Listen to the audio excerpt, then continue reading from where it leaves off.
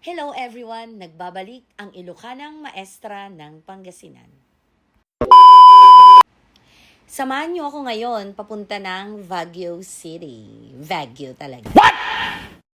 So biglaan lang itong pagpunta namin sa Baguio, guys. Pumunta kami ng Rosales Terminal, tiningnan namin yung mga bus, as in punuan na talaga. Ang dami ng mga nakasakay at standing na. So, mahihirapan naman yung anak ko doon. Kaya nag-decide kami na dumiretso na lang kami sa Baguio. So yan, dito kami dumaan sa T-Plex Rosales. Familiar naman na tayo dito sa daan na to. So yan, kung gustong-gusto nating mag-travel, ayan, sabayan nyo lang ako dito sa video na to dahil dadalhin ko kayo sa Baguio City. As you can see, makikita dito yung Mount Balungaw. Yan, sa Rosales, kitang-kita naman ang kanyang view. Napakaganda, guys.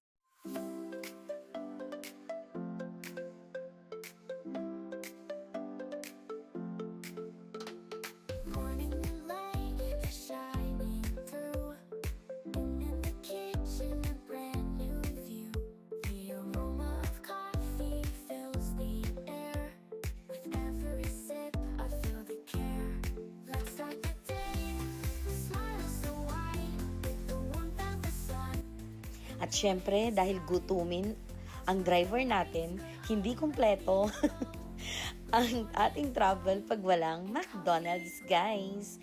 So, samahan nyo kami. Let's eat, everyone. We have Coke and syempre, ang fries. Hindi mawawala yan.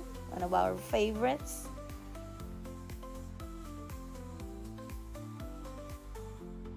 And syempre, ang napakasarap na cheeseburger, guys. Kain tayo. So yan, nandun si Hailey at ang aking anak kumakain sa likod.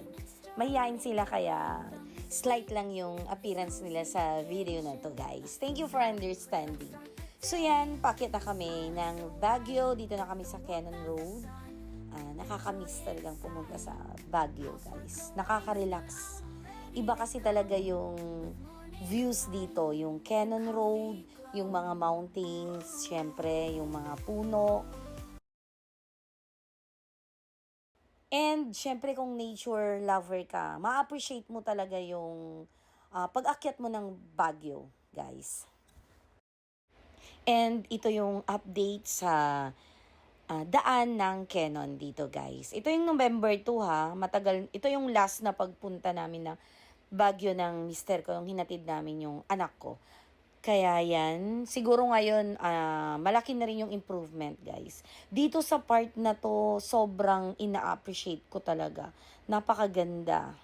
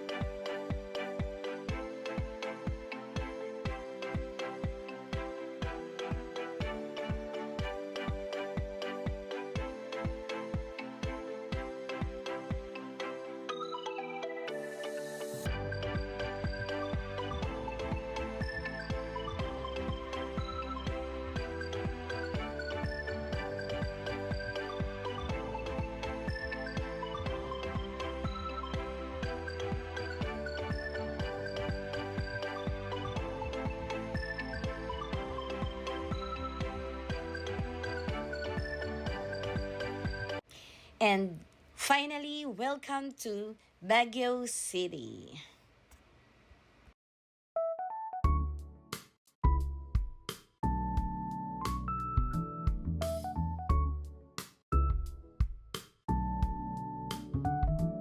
Ito yung daanan, syempre papunta ng Aurora Hill and then sa paliko, papunta rin ng Trancoville, guys.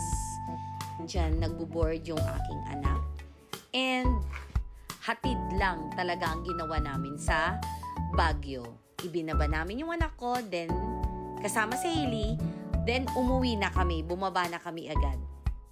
Yon, 'di ba? Balikan talaga yung ginawa namin. At syempre, bilang ina, Ako ay talagang emotional sa tuwing bumabalik ng Baguio yung mga anak ko. Hindi ko maiwasang maluha, guys. Siyempre, mamimiss ko yung mga yan.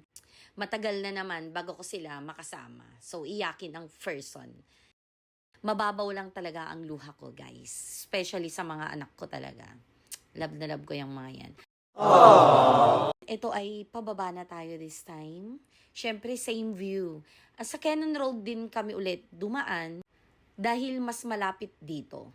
At syempre, mas safe kasi walang ganong malalaking sasakyan. Walang bus, walang truck.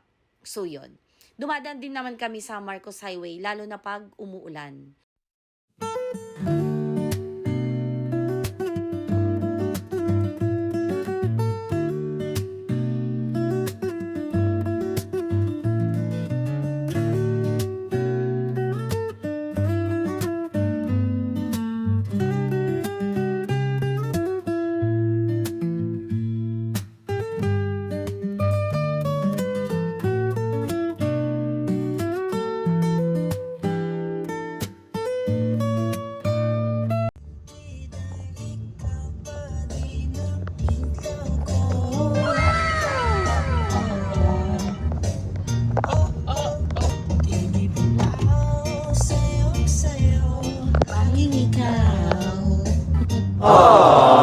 Thank you for watching, guys.